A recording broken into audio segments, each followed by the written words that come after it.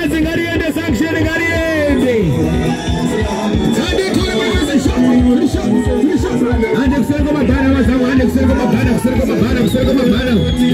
ande kusema mabana chishaka batozo para pakanaka ndiri pamberi pesa, pamberi pesa.